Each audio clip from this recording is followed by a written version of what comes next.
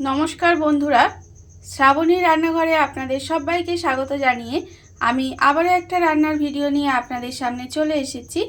আজকের আমি আপনাদের নিরামিষ একটা সবজির রেসিপি করে দেখাবো। আশা করি আপনাদের ভালো লাগবে। তার জন্য কিন্তু আমার পুরো ভিডিওটা আপনাদের দেখতে হবে। আর দেখা শুরু করার আগে একটা লাইক দেবেন আর একটা সুন্দর কমেন্ট করতে কিন্তু ভুলবেন না। তাহলে চলুন এই সবজিটা আমি কিভাবে বানাই সেটা আপনারা দেখে নিন। সবজিটা বানানোর জন্য প্রথমে আমি এখানে দেখুন গ্যাসটা অন করে একটা কড়া বসিয়ে দিয়েছি। আর কড়াই কিন্তু আমি খুব বেশি তেল দিইনি, 1 চামচ মতো সর্ষের তেল দিয়েছি। তার কারণ রান্নাটা করতে আমার খুব বেশি কিন্তু তেল মশলা লাগবে না, খুব অল্প তেল মশলায় রান্নাটা হয়ে যাবে এবং এটা কিন্তু খেতে ভীষণ ভালো হয়। তাহলে চলুন, তেলটা আমার যতক্ষণে গরম হচ্ছে ততক্ষণ আমি এখানে কি সবজি নিয়েছি দেখুন। সবজির মধ্যে আমি এখানে নিয়েছি পটল আর আলু, আর আপনারা চাইলে কিন্তু এর সঙ্গে অন্য কোনো সবজিও দিতে পারেন।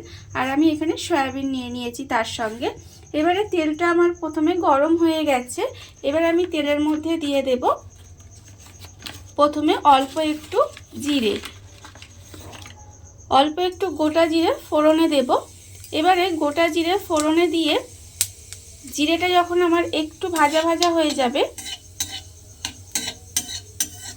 তখন আমি এর মধ্যে দিয়ে দেব যে সবজিগুলো আমি এখানে রেখেছি। যেমন ধরুন আলু আর পটলটা আমি কিন্তু একসাথেই দিয়ে দেব। যেহেতু আমি রান্নাটা কম তেলে করব তাই কিন্তু আমি এখানে আলু পটল একসঙ্গে দিয়ে ভেজে নিচ্ছি। আমি কিন্তু এখানে আলু পটল আলাদা করে ভেজে তুলে রাখিনি, এই একসঙ্গে দিয়েই কিন্তু আলুটা আর পটলটা একটু প্রথমে লাল করে ভেজে নিতে হবে। আলু আর পটলটা আমার এখানে লাল করে ভাজা হয়ে গেছে। দেখুন আলু আর পটলটা কিন্তু আমি এখানে ভেজে নিয়েছি। এবার আমি এর মধ্যে দিয়ে দেব সয়াবিন। এখানে আমি সয়াবিনগুলো একটু গরম জলে ভিজিয়ে রেখেছিলাম, তারপরে আমি সয়াবিনগুলো জলটা চিপে নিয়েছি। দেখুন এবার আমি সয়াবিনগুলো এর মধ্যে সেই সয়াবিনগুলো দিয়ে দিলাম। দিয়ে সয়াবিনগুলোও কিন্তু এই সবজির সঙ্গে ভালোভাবে একটু ভেজে নেব। আলু পটলের সঙ্গে কিন্তু সয়াবিনগুলো আমার খুব ভালোভাবে ভাজা হয়ে গেছে। এবার যখন দেখবেন সমস্ত কিছু খুব ভালোভাবে ভাজা হয়ে গেছে তখন আমি এর মধ্যে দিয়ে দেব টমেটো।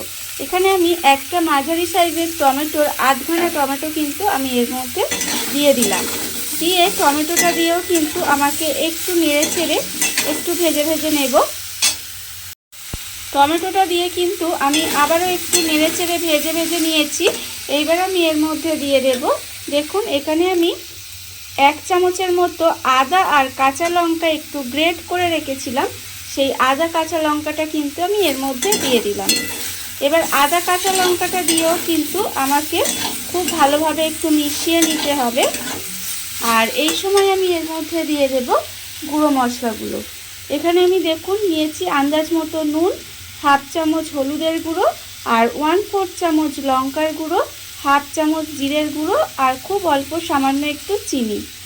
ঝালটা আপনারা কতটা খাবেন সেটা বুঝে কিন্তু দেবেন। আমি যেহেতু এখানে কাঁচা লঙ্কা দিয়েছি তাই গুঁড়ো লঙ্কাটা এখানে আমি কম ব্যবহার করেছি। এবার আমি এর মধ্যে অল্প একটু জল দিয়ে দিলাম, না হলে কিন্তু মশলাটা তলায় পুড়ে যাবে। অল্প জল দিয়ে এবার খুব ভালো করে সবজিগুলো কষিয়ে নিতে হবে। খুব ভালোভাবে কিন্তু সবজিটা কষাতে হবে। সবজিটা আমার এখানে খুব ভালোভাবে কষানো হয়ে গেছে। দেখুন আমি কিন্তু এটা খুব ভালোভাবে কষিয়ে নিয়েছি। আর আমি সবসময় বলি যে রান্না যত ভালোভাবে কষাবেন তত কিন্তু রান্নার স্বাদ ভালো হবে, তাই কষানোটা কিন্তু খুব দরকার। আমি সমস্তগুলো বেশ ভালোভাবে কষিয়ে নিয়েছি। এইবার আমি এর মধ্যে দিয়ে দেব জল। এখানে আমি পরিমাণ মতো জল দেব। সবজিটা সেদ্ধ হবে এরকম শুধু জল দেব।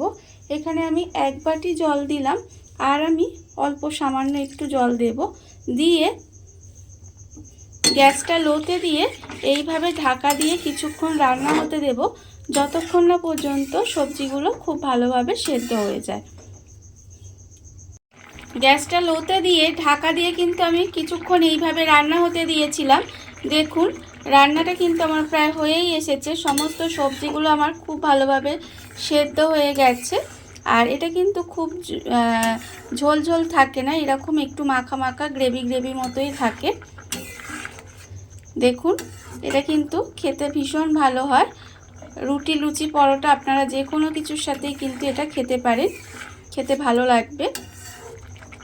রান্নাটা আমার হয়ে গেছে, এবার আমি গ্যাসটা অফ করে দেব।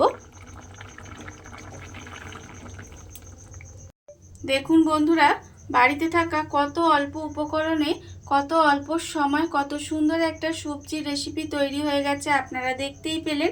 আর এটা কিন্তু আমি প্রথমেই বলেছি যে খুব অল্প তেল মশলা দিয়ে রান্নাটা হয়েছে, কিন্তু খেতে ভীষণ ভালো হয়। আর এটা রুটি, লুচি, পরোটা কিংবা ভাতের সঙ্গে খেতেও কিন্তু ভীষণ ভালো লাগে।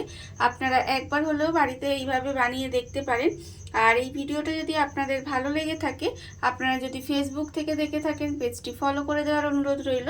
আর যদি ইউটিউব থেকে দেখে থাকেন চ্যানেলটি সাবস্ক্রাইব করে নেওয়ার অনুরোধ রইল। তাহলে চলুন ভিডিওটা আমি এখানেই শেষ করছি। আপনারা সবাই ভালো থাকবেন, সুস্থ থাকবেন। আবারও হাজির হব নতুন কোনো রান্না নিয়ে।